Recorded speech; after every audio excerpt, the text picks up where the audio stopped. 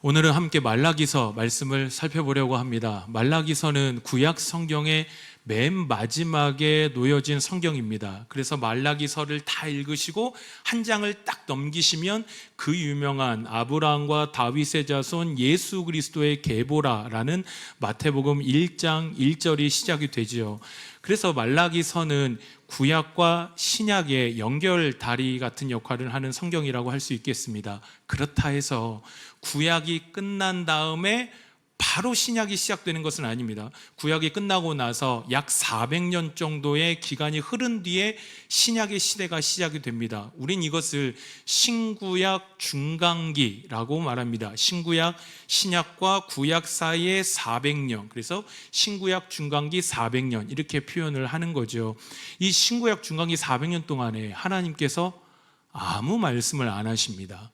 그리고 어떠한 선지자도 보내시질 않습니다. 그래서 이 기간 400년을 가리켜 신구약 중간기라고도 하며 또 다르게 영적 암흑기라고 표현합니다. 하나님의 말씀도 없고 하나님의 뜻이 없다 보니 그렇게 표현을 하는 것입니다.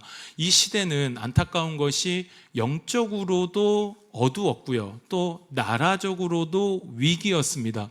지금 이때가 페르시아가 지배하던 곳입니다. 이 바벨론에 의해서 포로로 끌려갔다가 70년 후에 돌아왔지만 여전히 나라는 독립하지 못했고 땅은 황폐해져 있었고 정치, 경제, 사회 하나 안정됨이 없었던 나라의 위기, 그게 말라기 시대의 흐름이었다라는 것입니다. 결국에 이 말라기서가 갖는 의미가 꽤나 깊다라고 생각이 되어집니다. 이 말라기서, 그러니 신약 시대가 오기 전에 그 구약의 마지막 시점에 하나님께서 주신 말씀, 그리고 이 신구약 중간기, 이 암흑의 시대 때, 그리고 나라의 위기 때 백성들이 뭘 읽고 믿음을 지켰냐면 이 말라기나 에스라나 느헤미야 같은 성경을 붙잡고 이 믿음을 지켜온 겁니다. 시대는 어렵고 암흑이었지만 그 시대에 그래도 믿음의 사람들은 이 말씀을 읽은 겁니다. 읽고 묵상하고 뭐가 하나님의 뜻인지를 붙잡고 그 어렵고 어두운 시대를 살아갔더라라는 것이죠. 아쉬운 게 있다라면 이게 잘 안 읽혀집니다. 말라기. 혹여나 여기 가운데 앉아 계신 우리 성도님들 중에 제가 말라기서 1장이라 했을 때 말라기? 성경이야? 이렇게 혹여나 생각하신 분이 계실지 모르겠습니다. 말라기가 4장밖에 되지 않지만 처음부터 끝까지 아마 정독하신 분들은 거의 없지 않을까 싶습니다. 우리 성경 통독하면 거의 다 패턴이 똑같지 않으십니까? 내가 그래도 내가 성도인데, 내가 집사인데, 내가 목사인데 그래도 성경 이번 한 해는 한 번 읽어야지라고 마음 먹고 성경 통독을 딱 시작하면 똑같습니다. 패턴이.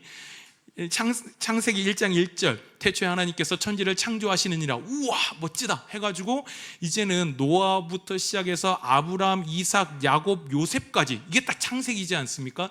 이렇게 쭉 간 다음에 재밌죠. 우와 재밌다. 그 다음에 출애굽기로 넘어가면 그 유명한 모세의 10가지 재앙과 출애굽하는 이야기가 나오니 너무 재밌는 겁니다. 그러다가 위기가 와요.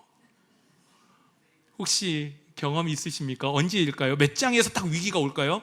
출애굽기 19장에 딱 들어서면 이제 어려워집니다. 이유가 뭐냐면 하나님께서 이스라엘 백성들을 출애굽시킨 다음에 가나안 땅으로 바로 들여보낸 것이 아니라 시내산 땅으로 끌고 내려오십니다. 그래서 이 시내산에서 그 유명한 시내산 언약을 맺고 성전 이렇게 지으라고 하고 성막 짓는 법을 알려주시고 율법을 주시니 출애굽기 19장이 딱 되면 분명히 내가 읽고 있는 게 성경인데 무슨 말인지 하나도 모르겠고 이게 성경인가 싶은 생각이 들면서 하나 결단하게 되죠. 아니다, 다시 하자. 그래서 창세기 1장 1절, 태초에 하나님이 천지를 창조하시느니라, 이렇게 돼서 온통 아브라함만 알고 온통 야곱만 아는 이 신앙이 우리 성경 통독에서 있다라는 것입니다. 그래서 말라기까지 오기가 어려워요. 앞에 너무 많은 장애물이 있다는 거죠. 저는 우리 성도님들한테 꼭 권해드립니다.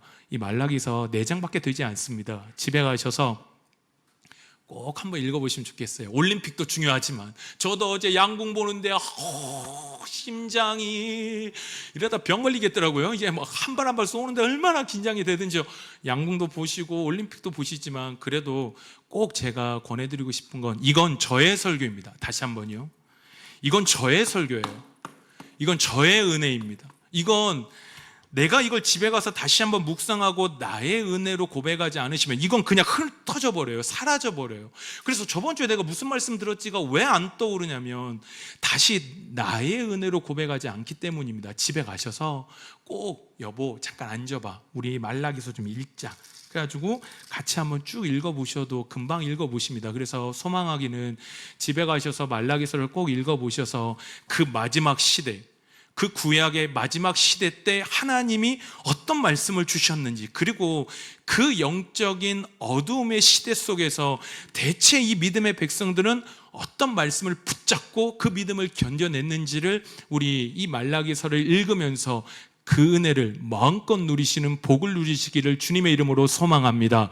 그래서 집에 가셔서 꼭 한번 1장부터 4장까지 읽어보시면 좋겠습니다. 우리 이제 한번 본문으로 들어가 보겠습니다. 오늘 본문 6절부터의 내용을 이렇게 보시면 하나의 흥미로운 구조가 있다는 것을 알 수가 있습니다. 우리 6절 보시겠습니까? 6절에 보면 이렇게 말씀하죠.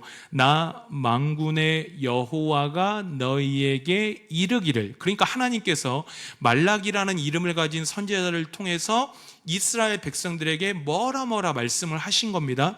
그랬더니 6절 하반부를 보시면 하나님 말씀하시기를 너희가 이르기를, 이렇게 하는 겁니다. 그러니까 결국에 하나님이 어떤 말씀을 하시고요, 백성들이 거기에 대해서 반박을 하는 겁니다. 이게 지금 오늘 본문에서 계속 이 패턴이 반복되는 걸 볼 수 있습니다. 7절로 한번 보시겠습니까? 7절을 보시면 이렇게 말씀하죠. 너희가 더러운 떡을 나의 제단에 드렸다 라고 하나님께서 말씀하시니 백성들의 반응이 무엇이냐면 우리가 어떻게 주를 더럽게 하였나이까? 라고 반박하고 있는 겁니다. 그러니까 지금 오늘 본문에 보여지는 하나의 구조가 있다면 논쟁입니다. 하나님이 말라기 선지자를 통해서 말씀하시면 백성들은 우리가요, 언제요, 어떻게요? 이러면서 반박을 하는 것이죠. 이러한 논쟁이라는 구조가 단순히 오늘 본문에서만 등장하는 것이 아니라 말라기 전체를 관통하고 있다는 것을 말라기서를 읽어보시면 아실 수 있을 겁니다. 4장밖에 안 됩니다. 4장밖에 안 되는데 이 4장 안에 약 6개의 논쟁이 등장합니다. 6개의 주제를 가지고 하나님과 이스라엘 백성들이 막 논쟁을 벌인 거죠. 오늘 본문 1장 6절부터 2장 9절까지는 6개의 논쟁 중에 가장 많은 분량을 차지하는 두 번째 논쟁입니다. 여하튼 핵심은 이 계속 말라기서에서는 하나님과 백성들 사이에 논쟁이 이루어지고 있구나라는 그 구조를 우리가 볼 수 있다는 것입니다. 그러면 우리 성도님들은 좀 어떠십니까? 이 구조를 보시면 성경 저자가 말입니다, 어떤 메시지를 전할 때 나름의 구조를 가지고 전합니다. 그러니까 어떤 저자는 이런 문학 양식을 가지고 와서 내가 전하고자 하는 메시지를 전하고요, 어떤 사람은 이런 양식을 가지고 와서 하나님의 뜻을 전하는 거죠. 그러니까 그 성경 안에 있는 문학 양식들은 꽤나 의미가 있습니다. 선택한 거고 의도적이다라는 거죠. 그럼 말라기 선지자는 이 논쟁이라는 구조를 지금 말라기서에서 사용하고 있다는 겁니다. 그러면 이 구조가 우리에게 말하고자 하는 핵심 의미는 뭘까요? 하나님과 우리와의 이 관점이 다를 수 있다는 겁니다. 지금 보시면 하나님께서 뭐라 말씀하시지 않습니까? 그랬더니 백성 반응은 우리가요, 이겁니다. 하나님이 말씀하셨는데 공감이 안 되는 거예요. 원래 논쟁이라는 게 그렇지 않습니까? 어떤 사람이 뭘 말했는데 공감이 안 돼요. 근데 다가오질 않아요. 그러니까 반대 의견으로 반박하는 것. 결국에 이 논쟁이라는 구조가 우리에게 보여주는 것은 하나님의 판단과 우리의 관점이 다를 수 있구나라는 것을 하나님께서 이 구조를 통해서 우리에게 말씀해주고 있다는 거죠. 창세기 4장에 보시면 그 유명한 최초의 살인 사건이 나옵니다. 이 아벨과 가인이 있었는데 둘이 다 제사를 드렸는데 누구 제사만 받으시죠? 아벨 제사만 받지 않습니까? 그러니 가인이 분노해서 동생 아벨을 죽입니다. 보십시오. 왜 죽였을까요? 왜 분노했을까요? 자기도 잘한 것 같으니까요.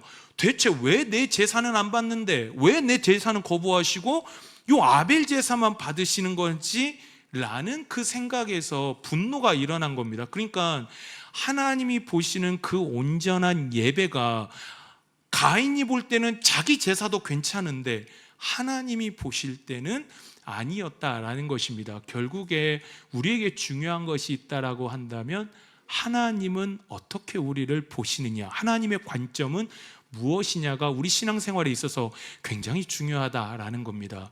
그래서 저는 우리의 믿음이 온전한 믿음으로 세워지기 위해서 우리에게 필요한 것이 있다라고 한다면 저는 질문하기라고 생각합니다. 우리 한번 따라해 보시겠습니까? 질문하기.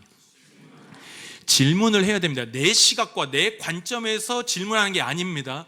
하나님의 관점으로, 하나님 앞에서 나에게 질문을 해야 됩니다. 나 지금 잘 살고 있는 건지, 나 성도로서, 내가 직분자로서, 예수 그리스도를 믿고 따라가는 자로서 나 지금 잘 살고 있는 게 맞는 건지를 끊임없이 질문을 던져야 한다는 겁니다. 그 질문이 없으면 결국엔 내 관점 안에서 안주해버리고 만족해버립니다. 하나님 앞에서 나를 돌아보아야 한다는 거죠. 저희 여은이가, 저희 딸이 있습니다. 저희 아들 하나, 딸 하나 있는데 안타깝게도 딸은 저를 너무 닮았어요. 제가 그렇게 기도했는데, 제가 우리 아내가 둘째 임신했을 때 기도 제목이 딱 한 가지였습니다. 아내만 닮게 하옵소서. 그거였는데 하나님께서 참 저를 닮은 딸을 주셔서 참 감사하게도 기뻐하며 있는데, 딸이 어느 날 저한테 제가 이렇게 있는데 아마 한 1년 정도 지난 일인 것 같습니다. 임팩트가 강해서 제가 아직도 기억하고 있는데, 딸이 저를 이렇게 보더니 아빠 목사 맞아? 이러는 겁니다. 그래서 내가 네가 보기엔 내가 목사답지 않더냐, 제가 이렇게 질문했더니 저희 딸이 하는 이야기가 그게 아니라 아빠가 너무 계속 한숨을 쉬길래 이렇게 얘기하는 거예요. 그래서 아마 제가 뭐가 힘들어가지고 계속 이걸 어떻게 하나, 이걸 어떻게 하나 아마 그러고 있었던 것 같습니다. 그러니 제 딸이 아빠 목사면 한숨 쉬는 게 아니라 기도해야 되는 거 아니야?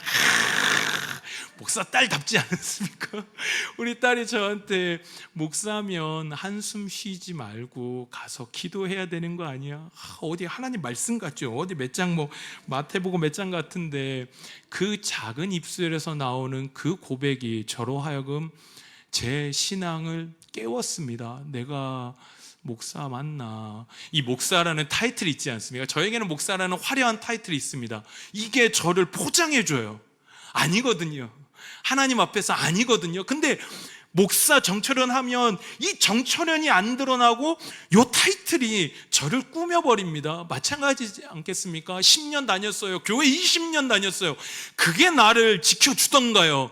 말도 안 되는 일입니다. 남들이 나를 이렇게 봐요라는 평가가 우리 신앙을 지켜주던가요? 그렇지 않습니다. 우리 신앙을 지켜나가려면 하나님의 관점과 내 관점이 다를 수 있구나. 그래서 철저하게 어떻게 해야 될까요?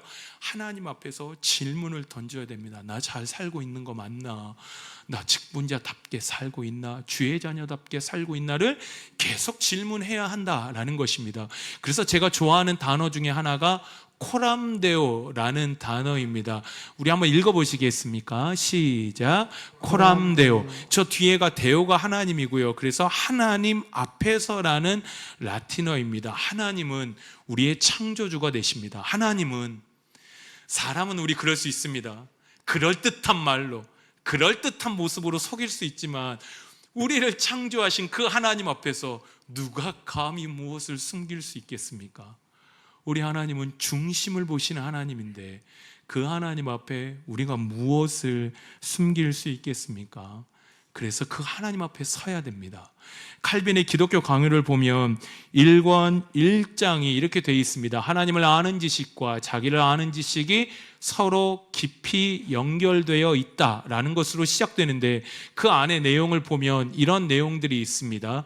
우리 한번, 사람은 먼저 하나님의 얼굴을 묵상하고 그 묵상 후에 낮아져서 자신을 면밀하게 살필 때까지는 진실한 자신에 대한 지식에 도달하지 못한다. 제가 볼 때는 너무 쓸데없이 어렵게 만든 느낌이 있지만 핵심은 뭐겠습니까? 우리가 우리 자신을 보는 건 스스로 봐서는 안 된다는 거죠. 하나님 앞에 서는 겁니다. 하나님 앞에 서고 그 하나님 앞에 서서 내 현실을 볼 때 내가 내 자신을 온전히 볼 수 있다라고 그렇게 칼빈이 이야기하는 거죠. 우리 성도님들은 지금 어떤 신앙생활을 하고 계십니까? 혹시 질문을 하시며 살아가고 계십니까? 소망하기는 그냥 나의 관점, 나의 시각 안에서 머무르며 이 정도면 괜찮지. 목사님, 직장에 가보면 저만큼 하는 사람이 별로 없습니다 라고 말하며 내 시각 안에서만 사는 그런 우물 안의 개구리처럼 그런 신앙생활이 아니라 끊임없이 하나님의 뜻을 구하고 나에게 하나님의 뜻 가운데 질문함으로 말미암아 하나님의 뜻 안에서 살아가시는 우리 모든 성도님들의 아름다운 믿음의 삶이 되시기를 주님의 이름으로 축원합니다. 그래서 질문하는 것, 요거 오늘 말라기서가 저는 저희에게 말해주고 있다라고 생각합니다. 그러면 이 계속 아까 앞에서도 제가 언급했듯이 계속 책망이에요. 하나님이 책망하면 백성이 저희가요 막 이런 식으로 된다라는 거죠. 그러면 하나님은 무엇을 가지고 이렇게까지 책망을 하신 건가? 왜 이렇게 분노하시는 거냐라는 겁니다. 우리 6절 다시 한번 보시겠습니까? 6절을 보면 여호와께서 이렇게 말씀하시죠. 내 이름을 멸시하는 제사장들아.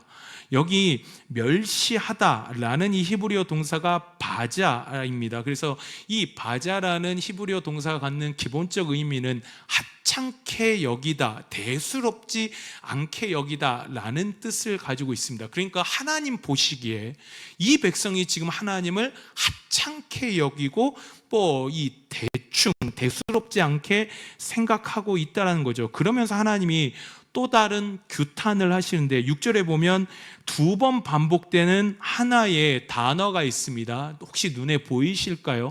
6절에서 보이는 게 뭐죠? 공경이지 않습니까? 공경을 하지 않는 거예요. 그러면서 하나님께서 말씀하시기를 내가 너희 아버지 아니냐?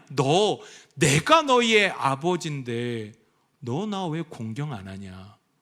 내가 너의 주인인데 너 왜 나를 공경하지 않냐라고 그렇게 하나님께서 말씀하신 겁니다. 그러면서 이제 7절로 눈을 돌리시면 이제 이 백성이 결국에 뭐 한 거죠? 하나님을 멸시한 겁니다. 그리고 하나님을 공경하지 않은 거죠. 그러면 하나님을 멸시하고 하나님을 공경하지 않은 것의 구체적인 내용이 뭐냐? 그게 이제 7절에 나오는 것입니다. 우리 7절, 8절의 내용을 보시면 이렇게 여호와께서 말씀하고 있습니다. 너희가 나에게 더러운 떡을 여호와의 제단에 드렸다 라고 그렇게 말씀하시죠. 그리고 8절에서 말씀하시기를 하나님께 제물을 드리는데 눈먼 것 드리는 겁니다.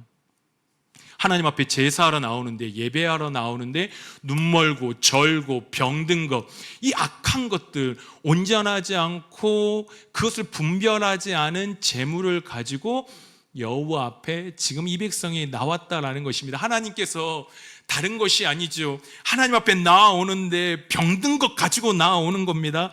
하나님 앞에 나아오는데 절고 눈멀고 더러운 것 가지고 하나님 앞에 그렇게 나아오더라는 거죠. 하나님이 얼마나 그 마음이 아프셨을까요?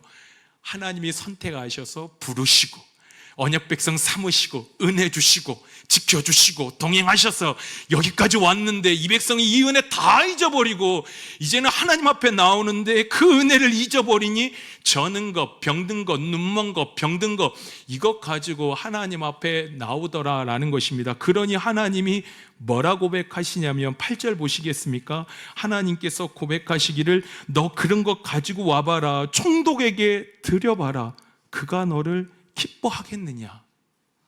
페르시아가 다스리던 시대입니다. 그래서 총독이라는 단어가 나온 거죠. 너 그거 총독에게 드려봐라. 너 그런 거 총독에게 드려봐라. 총독이 그거 기뻐 받겠냐라고 하나님이 말씀하시죠. 8절입니다. 8절에서도 보시면 하나님이 그 고통스러운 마음을 어떻게 표현하시냐면 총독에게 드려보라 한 다음에 9절에 보시면 만군의 여호와가 이르노라 너희는 나 하나님의 은혜를 구하면서 우리를 불쌍히 여기소서 하여 보라. 너희가 이같이 행하였은즉 내가 너희 중 하나인들 받겠느냐. 하나님께서 하나도 너희에게 받고 싶지 않다라고 말씀합니다. 심지어 10절 보시겠습니까? 우리 10절에 보시면 여호와께서 이렇게 말씀하시죠. 헛되이 내 제단 위에 불사르지 않기 위해서 성전 문을 닫을 자가 있었으면 좋겠다. 우리 하나님이 이 말씀을 하시면서 어떤 마음이셨을까요? 내 백성이에요. 내 백성이고 내 은혜로 여기까지 왔는데 이 백성이 하나님 앞에 오는데 더러운 것, 병든 것, 눈먼 것을 가져오니 하나님 말씀하신 겁니다. 너 그거 총독한테 드려봐라. 좋아하겠느냐? 근데 나한테 가져오느냐라고 하나님 말씀하시지 않습니까? 하나님 긍휼히 여겨주세요. 우리를 불쌍히 여겨주세요 하는데 내가 너 그거 하나라도 받겠느냐? 자식한테 내가 하나라도 받겠느냐라고 말하는 아버지의 마음이 얼마나 괴로우실까요? 누가 가서 저 성전문 좀 닫아서 저런 제사 드리지 못하도록 누가 좀 닫아줬으면 좋겠다라고 하나님께서 그 고통스러운 마음을 말라기 선지자를 통하여 토해내고 계신 겁니다. 지금 하나님께서 말씀하시는 멸시하다, 공경하지 않다, 이거 큰 죄를 말하는 것이 아닙니다. 우리 그런 거 있지 않습니까? 하나님을 멸시했대요. 우와, 대박 큰 죄를 저질렀나 보다. 하나님을 공경하지 않는데 엄청 큰 죄를 저질렀나 보다 라고 생각하시겠지만, 하나님 보시는 관점은 하나님 앞에 예배드리러 나오는데 온전하지 않은 것 갖고 나오고, 하나님 앞에 준비되지 않고 분별되지 않는, 구별되지 않는 것 갖고 나오는 모습을 보며 하나님 말씀하시는 거죠. 너희가 나 멸시하는구나, 너희가 나를 하찮게 여기는구나, 너희 나를 공경하지 않는구나라고 하나님께서 고통스러운 그 마음을 표현하시는 겁니다. 제가 생각해 보면 저는 어렸을 때 되게 투박한 신앙 교육을 많이 받았던 것 같습니다. 저 어릴 때 생각해 보면 어른들이 그런 말씀하셨어요. 예배 시간 늦지 마세요. 엄청 무섭게 하셨습니다. 예배 시간을 누가 늦어요? 늦지 마세요. 그때는 막 성도님들 거의 다 이렇게 순종적이라서 그런 말씀하시면 막 왜 안 됩니까가 아니라 네 막 이러지 않습니까? 그러면서 제가 제 눈에 봤던 거는 정말 그 예배를 사모하고 준비하는 분들이었습니다. 지금은 권사님들이 사실은 우리 교회도요, 권사님들 나이가 가늠이 안 돼요. 너무 세련되시고 막 이래서 가늠이 안 되지만, 저 어렸을 때는 권사님들 스타일 다 똑같았습니다. 막 이런 거 있지 않습니까? 막 이렇게 해서 막 숨 많아 보이는 펌 하셔가지고, 숨 많아 보이는 펌 하면 권사님이구나. 뭐 어릴 때 제가 막 그렇게 생각했던 때가 있는데, 그 권사님들 예배 안내하실 때 기억나십니까? 다 한복 입고 하셨습니다. 그리고 잘 미용실도 안 가시는데 그래도 예배 안내라고 하면 한복 입으시고 머리 펌 해가지고 저 앞에서 그 예배를 준비하시는 모습들, 저 어렸을 때 본 모습은 예배를 정말로 귀하게 여기는, 어른들이 그런 말씀하셨죠. 제일 앞자리가 무슨 자리예요? 금자리라 하셨습니다. 뒤에는요 은자리, 제일 끝에는요 동자리, 뭐 이렇게 해서 뭐 그런 의미는 아닐 겁니다. 뭐 여기가 금 있고 은 있고 동 있고 이런 건 아니겠지만, 예배를 사모하고 귀하게 여기고 예배를 잘 준비해서 드려라라는 그 중심의 교육은 저는 너무 좋은 교육이었다라고 생각합니다. 제 예배의 모습을 바꿔놓은 하나의 사건이 있었습니다. 제가 제 기억에 아마 중학교 1학년쯤 된 것 같습니다. 주일에 그때는 저녁 예배가 있었습니다. 저녁 예배가 있고 성가대가 있었죠.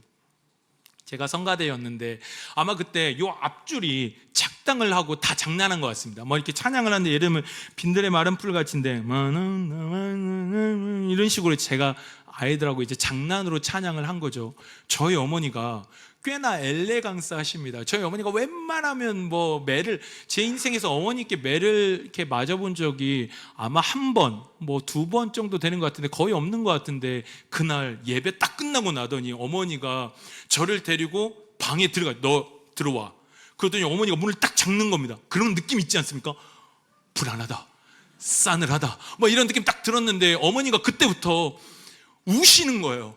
우시더니 매를 딱 집으시더니, 우리 어머니가 그런 어머니가 아니십니다. 그런 어머니가 아닌데 그때부터 저를 막 인정사정 없이 때리시는데, 뭐라 하시면서 때리시냐면 계속 우시는 거예요. 우시면서 네가 어떻게 하나님 앞에 이렇게 예배를 드려, 네가 어떻게 하나님 앞에 이렇게 예배를 드려? 이 예배가 어떤 예배인데 하나님 앞에 이렇게 예배를 드려? 어머니가 막 우시면서 저를 인정사정 없이 때리시는 겁니다. 그때가 사춘기인데 막 대들고 싶었는데 어머니가 진심이셨어요. 그 눈물을 흘리면서 네가 어떻게 예배를 그렇게 하나님 앞에 드려? 라고 말씀하시는 그 어머니를 보며 예배는 진짜 그렇게 드리면 안 되는 거구나 라는 것을 그 사건을 통해서 제가 철저하게 깨달았던 그 경험이 있습니다. 저는 죄송합니다, 저의 신앙의 고백입니다. 저는 준비 찬양이라는 말은 성경에 존재하지 않는다고 생각합니다.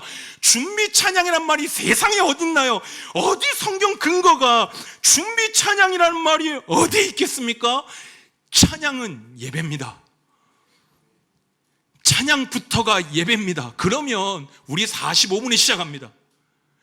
그러면 하반기는 45분부터 오셔서 예배를 귀하게 들으셨으면 좋겠습니다.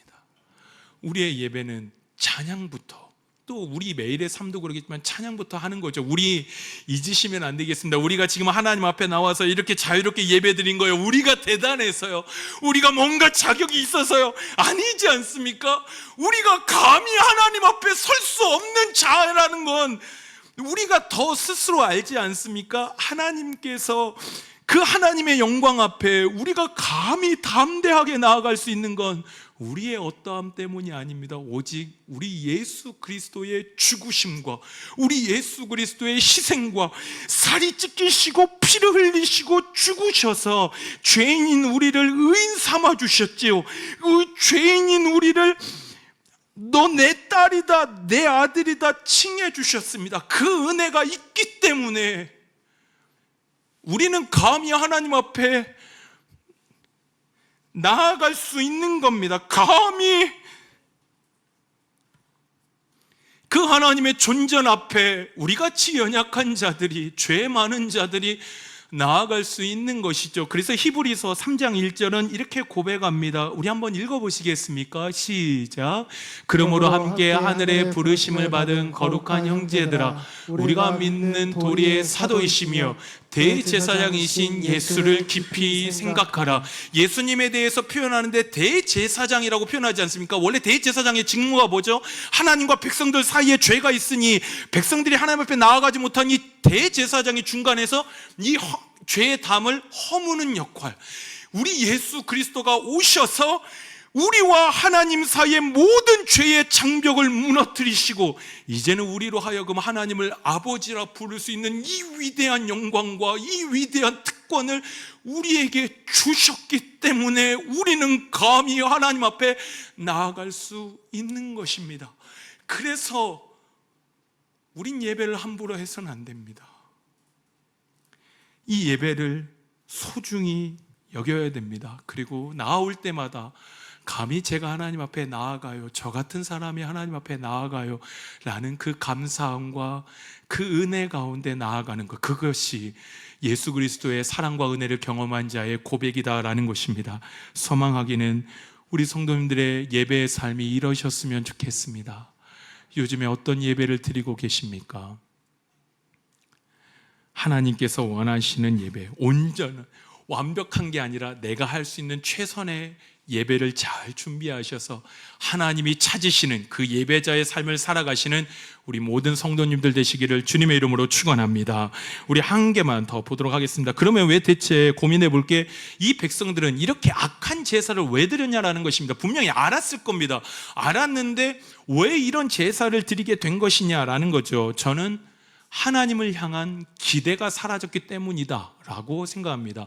앞에서도 언급했지만 기대와 소망을 볼 수 없는 시기입니다. 나라 아무 소망이 없고요. 근데 그 영적 어둠이 짙게 깔린 시대를 살아가면서 매일 제사 드려요.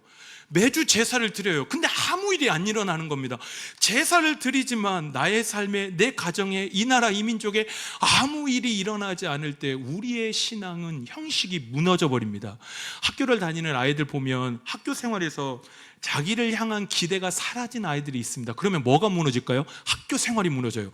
자기 삶에 아무런 기대가 없으니까 학교 생활이 무너져 버리게 된다라는 거죠. 우리 7절 보시겠습니까? 7절을 세번역 성경으로 보면 이렇게 말씀하고 있습니다. 너희는 나 주에게 아무렇게나 상을 차려주어도 된다고 생각한다. 그러니 제사장이 생각하기를 제사 드려봤자 뭐하냐? 제사 드려도 아무 일이 없지 않냐? 백성들도 이제는 귀찮아합니다.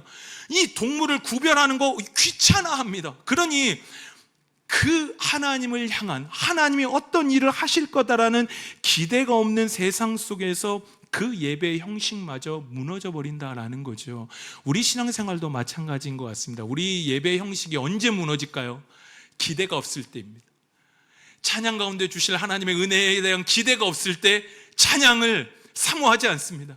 하나님의 말씀이 나를 통하여 말씀하실 그 말씀의 은혜가 기대되지 않을 때 말씀은 그냥 따분한 시간입니다.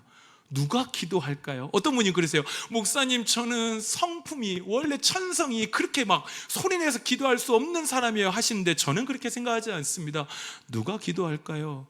내 기도를 듣고 내 기도를 들으신 하나님이 반드시 역사하신다라는 그 확신 있는 사람이 저는 기도한다라고 생각합니다. 그 기대가 없는 사람은 기도하지 않게 되지요. 기대가 사라져버린 세상. 우리 성도님들은 예배에 나오시면서 어떤 기대를 가지고 나오고 계십니까? 저는 예배가 참 좋습니다. 보실 때 어떠십니까? 저의 삶은 어떨까요? 어떤 성도님들은 그렇게 생각하실 수도 있을 것 같습니다. 목사니까 목사님 하나님이 좀 더 신경 써주시겠지. 아닙니다. 제 삶에도 말 못할 사연들이, 이 문제들이 어마무시하게 많습니다. 그래서 예배가 좋습니다. 예배 오면 찬양하지 않습니까? 찬양의 모든 게 어떤 내용으로 구성되어져 있을까요? 하나님이 하신 일을 노래하는 겁니다. 다시요. 찬양이 뭐냐면 하나님이 이미 하신 일을 노래하는 겁니다. 그러면 하나님이 하신 일을 내가 노래하면서 뭐를 꿈꾸게 될까요? 내 삶에도 역사하시겠구나. 이럴 때 아멘하면 좋으신데 없었던 일로 하고 한 번만 더 해보겠습니다. 우리 찬양할 때 하나님이 찬양을 통하여 역사하신 것처럼 우리 삶에 역사하실 것을 기대하며 나아가는 은혜를 그 찬양 가운데 부어주실 줄 믿습니다. 찬양하면 하나님이 이거 하셨구나, 그러면 하실 거구나가 되는 거죠. 말씀이 뭐겠습니까? 내 삶을 표현하는 것이 아니라 하나님의 말씀이지 않습니까? 하나님이 하신대요. 누가 막을 수 있겠습니까? 우리 하나님이 이루실 거래요. 어느 누가 감히 이걸 중단시킬 수 있겠습니까? 하나님의 말씀을 들으면 이 세상을 뛰어넘을 수 있는 겁니다. 기대하고 바라볼 수 있는 거죠. 기도하면 그 모든 수고하고 무거운 짐진 것들을 십자가 앞에 내어놓을 수 있는 이 놀라운 은혜가 그 기도 안에 있습니다. 그러니 예배 오실 때 이 기대를 가지고 온다면 그 예배는 하나님께서 찾고 찾으시는, 하나님이 이루실 소망과 기대로 가득 찬 주의 예배가 될 것입니다. 우리 11절입니다. 우리 11절이 선포하는 말씀인데 오늘 보면 11절을 우리 힘있게 선포하는 마음으로 함께 읽겠습니다. 시작. 만군의 여호와가 이르노라. 해 뜨는 곳에서부터 해 지는 곳까지의 이방 민족 중에서 내 이름이 크게 될 것이라. 각처에서 내 이름을 위하여 분향하며 깨끗한 제물을 드리리니 이는 내 이름이 이방 민족 중에서 크게 될 것임이니라. 아멘. 아무도 소망을 볼 수 없는 시대입니다. 아무도 하나님이 하실 일들을 기대조차 하지 않는 시대입니다. 그러나 하나님 말씀하시지 않습니까? 온 열방 가운데 만군의 여호와가 말씀하십니다. 모든 민족 중에 내 이름, 하나님의 이름이 크게 될 거다. 우리 하나님께서 그 희망 하나 없는 그 시대 속에서도 하나님이 하실 일들을 선포하며 말씀하고 있는 것입니다. 우리 성도님들의 하나님은 어떤 하나님이십니까? 내 문제보다도 작은 하나님이십니까? 이 시대보다도 작은 하나님이십니까? 우리 하나님은 어떤 하나님이십니까? 제이비 필립스라는 저자가 이런 책을 썼습니다. Your God is too small. 작다. 너의 하나님은 너무 작다. 하나님은 이만하신데 왜 대체 너의 하나님은 작냐라는 것입니다. 창세기 1장 1절은 말씀하십니다. 태초에 하나님이 천지를 창조하시느니라. 전 이게 너무 좋습니다. 다시 한번요. 태초에 하나님이 천지를 창조하셨습니다. 그렇다면 온 우주 만물의 주인은 누구이십니까? 우리 하나님이십니다. 그 하나님이 지금도 살아 계십니다. 그 하나님이 지금도 우리와 함께하고 계십니다. 그 하나님께서 반드시, 내 눈엔 보이지 않지만 반드시 하나님의 일들을 이루어 나가실 것입니다. 우리 믿음의 백성들, 이거 붙잡고 갑니다. 이거 붙잡고 그 구약의 신구약 중간기를 버티며 메시아의 시대를, 도래를 바라보며 나아가는 겁니다. 우리 이사야 43장 19절 읽고 설교를 마치겠습니다. 우리 시작하면 읽어보겠습니다. 시작. 보라, 내가 새 일을 행하리니 이제 나타낼 것이라. 너희가 그것을 알지 못하겠느냐? 반드시 내가 광야의 길을, 사막의 강을 내리니. 아멘. 우리 하나님께 사실 그날을 기대하시며 이 어두운 시대 가운데 그냥 주저앉지 마시고 우리 하나님 앞에 온전한 예배자가 되셔서 우리 하나님이 공급해 주시는 은혜를 붙잡고 이 시대를 믿음으로 승리하며 나아가시는 우리 모든 성도님들의 아름다운 믿음의 삶이 되시기를 주님의 이름으로 축원합니다.